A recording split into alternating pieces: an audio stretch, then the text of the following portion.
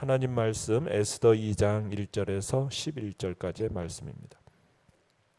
에스더 2장 1절에서 11절입니다. 우리 한 목소리로 같이 읽겠습니다. 시작. 그 후에 아하수에로 왕의 노가 그침에 와스디와 그가 행한 일과 그에 대하여 내린 조서를 생각하거늘 왕의 측근 신하들이 아뢰되 왕은 왕을 위하여 아리따운 처녀들을 구하게 하시되 전국 각 지방의 관리를 명령하여 아리따운 처녀를 다 도성 수산으로 모아 후궁으로 들여 궁녀를 주관하는 넷이 헤게의 손에 맡겨 그 몸을 정결하게 하는 물품을 주게 하시고 왕의 눈에 아름다운 처녀를 와스디 대신 왕후로 삼으소서 하니 왕이 그 말을 좋게 여겨 그대로 행하니라. 도성 수산에 한 유다인이 있으니 이름은 모르드게라. 그는 베냐민 자손이니 기스의 증손이요 시므의 손자요 야일의 아들이라. 전에 바벨론 왕 느부갓네살이 예루살렘에서 유다 왕 여고냐와 백성을 사로잡아 갈 때에 모르드게도 함께 사로잡혔더라. 그의 삼촌의 딸 하닷사 곧 에스더는 부모가 없었으나 용모가 곱고 아리따운 처녀라. 그의 부모가 죽은 후에 모르드게가 자기 딸같이 양육하더라. 왕의 조서와 명령이 반포됨에 처녀들이 도성 수산에 많이 모여 헤게의 수하에 나아갈 때에 에스더도 왕궁으로 이끌려 가서 궁녀를 주관하는 헤게의 수하에 속하니 헤게가 이 처녀를 좋게 보고 은혜를 베풀어 몸을 정결하게 할 물품과 일용품을 곧 주며 또 왕궁에서 을에 주는 7 궁녀를 주고 에스더와 그 궁녀들을 후궁 아름다운 처소로 옮기더라. 에스더가 자기의 민족과 종족을 말하지 아니하니 이는 모르드게가 명령하여 말하지 말라 하였음이라. 모르드게가 날마다 후궁들 앞으로 왕래하며 에스더의 안부와 어떻게 될지를 알고자 하였더라. 아멘. 오늘 말씀의 제목은 열매로 이어진 선행이라는 제목으로 말씀을 나눕니다. 우리가 어제 본문 1장의 마지막을 보면 참 똑똑하고 사리에는 밝았지만 성격이 너무 강했던, 그래서 남편의 명령이 옳지 않다고 판단하고 그 명령을 이런지하에 거절했던 와스디 왕후가 폐위되는 장면을 보았습니다. 자, 와스디 왕후가 이제 폐위되니까 그녀를 대신할 왕비를 찾아야 합니다. 그러나 이 새 왕비를 찾는 일은 당장 진행되지는 않았습니다. 유대인 소녀 에스더가 왕비로 선택된 일은 아하수에로 왕이 즉위한 지 7년째 되던 해에 있었던 일입니다. 16절에 가보시면은 아하수에로 왕 제7년이라고 해서 7년째 이 왕후로서 에스더가 등극하게 되는데, 와스디가 왕을 거역한 것이 아하수에로 몇 년이었습니까? 3년이었죠. 1장 3절에 보면은 3년째 있었던 일이에요. 그러면은 그 4년이라는 공백이 있습니다. 자그마치 4년 동안은 왕비를 들이지 않았다라는 거예요. 그러면 이 4년 동안에 어떤 일이 있었느냐? 이 바사에는 그리스와의 전쟁이라는 큰 사건이 있었습니다. 그러니까 아하수에로 왕이 180일간의 술잔치를 통해서 그가 다스리던 인도를 시작해서 유럽, 아프리카까지 127개 지방의 총독들, 장수들을 모아서 잔치를 벌였는데, 그 잔치의 목적은 파병을 요청하고 그 협조를 얻어내는 거였거든요.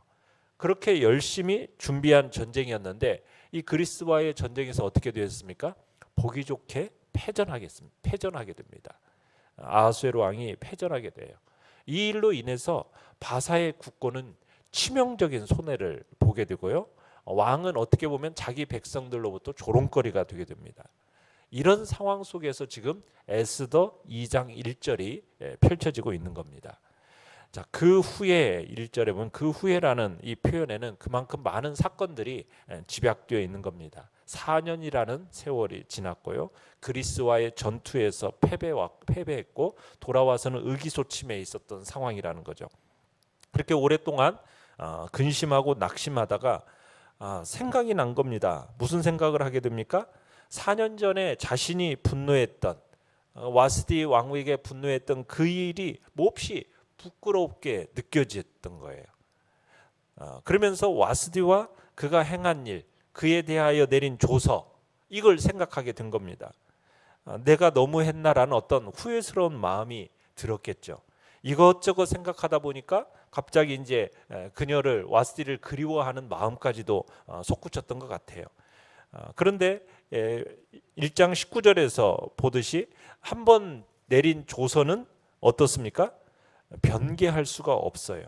바꿀 수가 없어요. 이 왕의 칙령은 되돌릴 수가 없는 칙령이었던 겁니다. 자, 그런 상황입니다. 자, 내용 관찰 문제 1번 보시면은 노를 그친 아하수에로 왕이 와스디에 관한 일을 생각하자 신하들은 어떤 안건을 냅니까? 자, 2절부터 보시면은 신하들은 어떤 안건을 내고 있습니까? 와스디를 대신할 새로운 왕비를 선발할 때가 되었다면서 이제 왕을 압박을 하죠.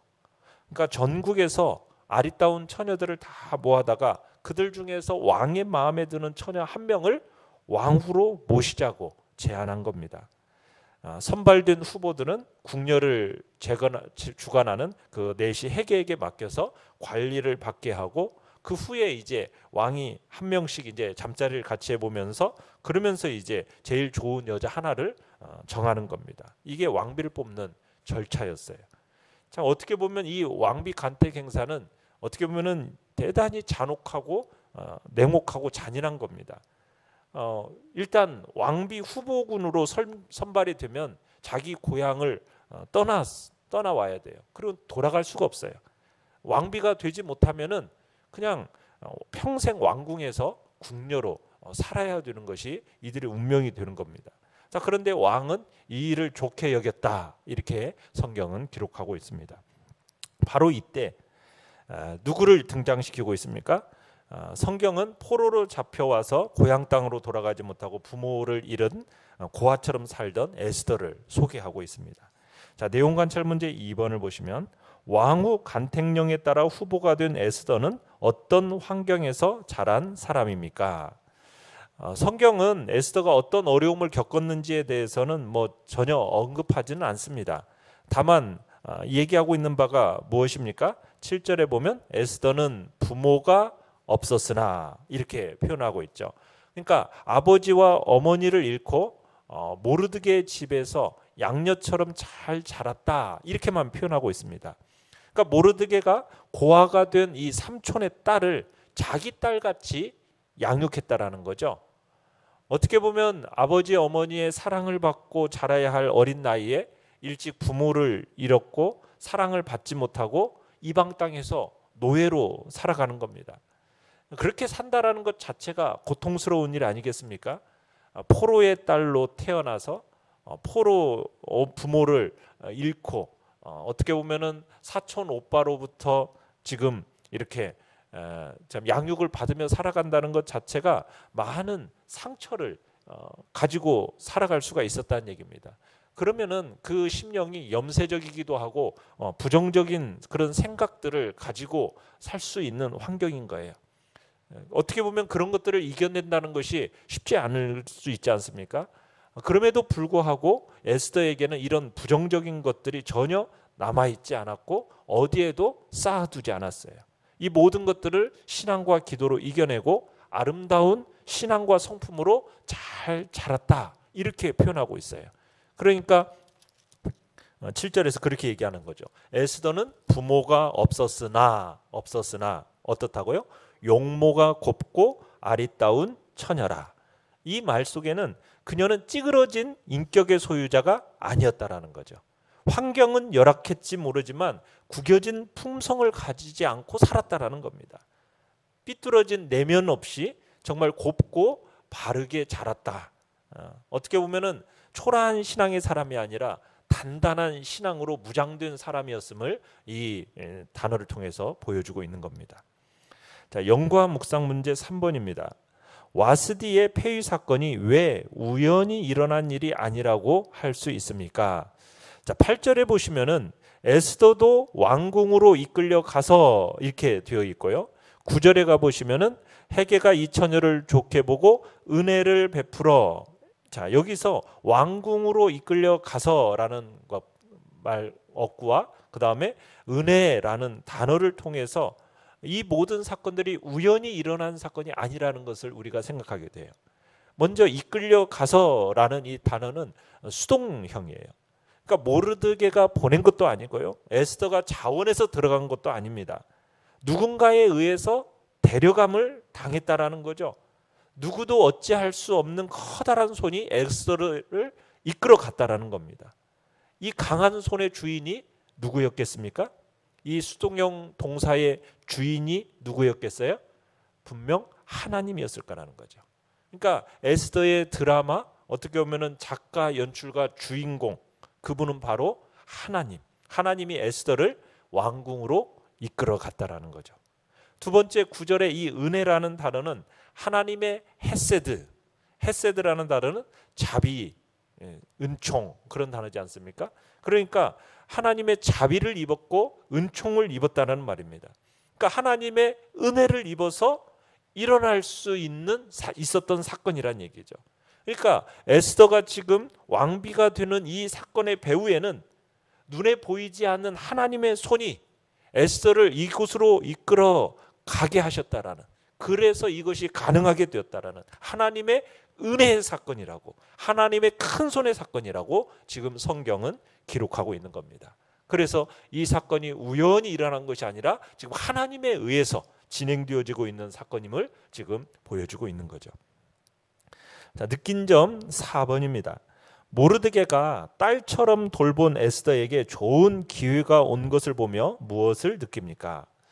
하나님께서는 한 사람의 그 하나님을 경외하는 마음으로 하는 그 선행이 있지 않습니까? 그 선행을 통해서 구원의 역사를 차분히 이루어 가신다라는 것을 우리가 느끼게 됩니다. 지금 모르드게가 부모가 없는 에스더를 자기 딸같이 양육을 했다고 얘기하고 있어요. 여러분, 모르드게가 이게 어떤 사람인지를, 이 사건을 통해서 어떤 사람인가를 보여주고 있는 겁니다. 사실 포로로 끌려가 가지고 자기 몸 하나 건사한다라는 것이 쉬운 일이 아니지 않습니까? 그런데 에스더는 자기 딸도 아닙니다. 사촌입니다.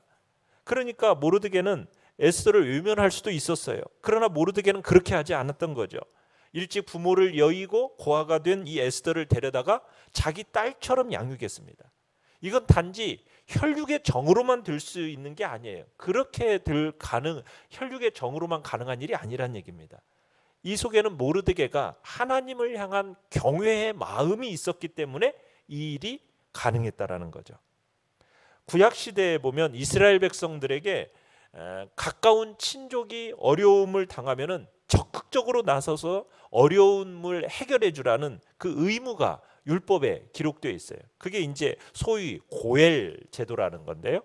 하나님의 율법에 그 고엘 제도가 딱 명시되어 있어요.